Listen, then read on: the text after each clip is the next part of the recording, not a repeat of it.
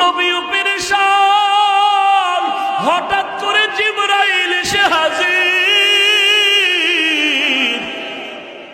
জিবরাইল আমিন এসে আমার নবীরে সালাম দিয়ে কয়, নবী,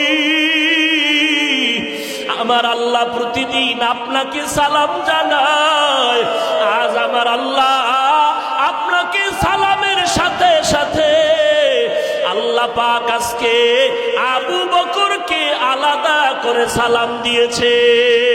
আবু বকর চোখের পানি ছেড়ে বলে, নবী, আমার ঘরে ঝাড়ু দিয়া দিয়া সব আমি নিয়ে আসছি।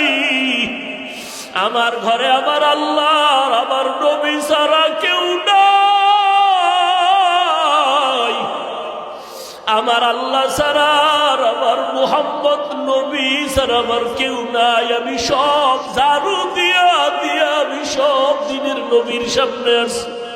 কারণ এই সময় যদি আমি কিছু রাখি আমি আল্লাহর কাছে ফলাফল পাবো না। আমার খানার মতো চুলায় আগুন জ্বলে না, ঘরে খাউন নাই। এত কষ্টের মধ্যেও আমি আপনার মুহাব্বত আর আমার মাওলার মুহাব্বতে সব বিলীন করে দিলাম। ও নবী, এখন আমার ঘরে আল্লাহ ছাড়া কেউ নাই। নবী বড় আশ্চর্য হয়ে গেলেন। আবু বকরের কথা শুনে ওমরের মাথাটা নত হয়ে গেল। আজকে বুঝি আমি বড় দোয়াটা পাইলাম না। আবু বকরের যেই পরিমাণ কোরবানি, ওই পরিমাণ কোরবানি তো আমি ওমর দিতে পারি নাই। ওসমানও মাথা নত করে ফেললেন। যদিও টাকা পয়সা বেশি দিয়েছি, আবু বকরের বেশি, কিন্তু আবু বকরের মতো কোরবানি তো দিতে পারলাম না। নবীও পেরেশান। হঠাৎ করে জিবরাইল এসে হাজির। জিবরাইল আমিন এসে আমার নবীরে সালাম দিয়ে কয়, নবী, আমার আল্লাহ প্রতিদিন আপনাকে সালাম জানায়, আজ আমার আল্লাহ আপনাকে সালামের সাথে সাথে আল্লাহ পাক আজকে আবু বকরকে আলাদা করে সালাম দিয়েছে। এবং আল্লাহ জানতে চেয়েছেন, আবু বকর আপনার মনের কি হালাত? নবী বলেন, আবু বকর, কপাল আপনার ধন্য। আল্লাহ তাআলা জিবরাইল পাঠাইয়া বলেছেন আল্লাহ আপনাকে সালাম দিয়েছেন। আবু বকর কান্না করে করে পাগলের মতো, আবু বকর আপনার মনের কি হালাত আল্লাহ জানতে চেয়েছেন।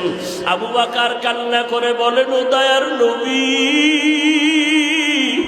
আমি ছিলাম মক্কার ভিতর একটা জাহান্নামের আসামি। কে জানতো, কে চিনতো আমি আবু বকরকে? আমারে তো কেউ জিগাইতো না। আজ আমি আপনার সোহবতে আসার পর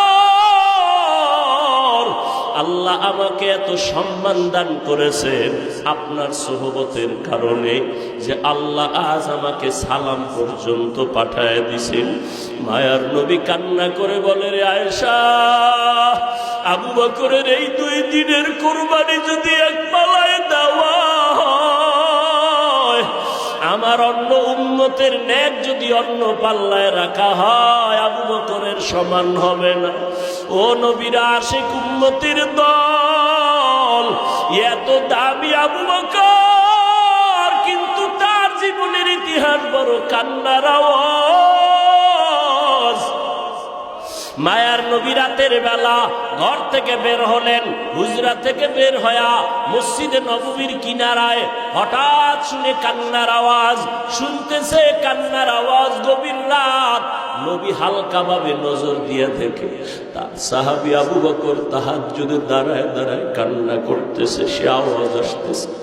নামাজ শেষের পর আল্লাহ নবী বললেন, আবু বকর আপনি কাঁদলেন কেন?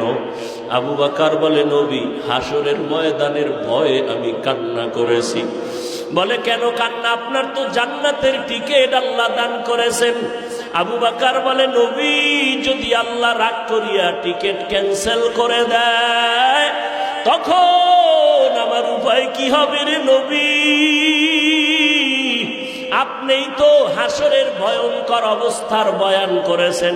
কিয়ামতের ময়দান হবে নাকি বড় ভয়ঙ্কর ময়দান। সূর্যটার আলো বন্ধ হয়ে যাবে, সমুদ্রের পানি গরম হয়ে যাবে। আল্লাহ তাআলা রাগান্বিত আওয়াজ দিয়ে বলবেন, ওয়ামতাজুল ইয়াউমা আইয়ুহাল মুজরিমুন, ও গুনাহগারের দলেরা, নেককারদের থেকে তোমরা আজ আলাদা হয়ে যাও। নেককারদের আমলনামা ডান হাতে দিব, গুনাহগারদের আমলনামা বাম হাতে দিব। অন্যদিকে সূর্যের গরম, আবার জাহান্নামের চিৎকারের আওয়াজ। জাহান্নামের আওয়াজে জাহান্নাম চিল্লায় বলবে, আল্লাহ বেনামাজি গুনাহগার গুলো কই, সব আমার পেটে দাও। জাহান্নামের আওয়াজে হাসরের ময়দানটা থরথর করে কেঁপে উঠবে। ও নবী, আপনিই বলেছেন যে নবীদের কোনো গুনাহ নাই, নবীরা পর্যন্ত নাফসি নাফসি নাফসি বলে কান্না করবেন, উম্মতের কথা সবাই ভুলিয়া যাবেন। ও মায়ার নবী,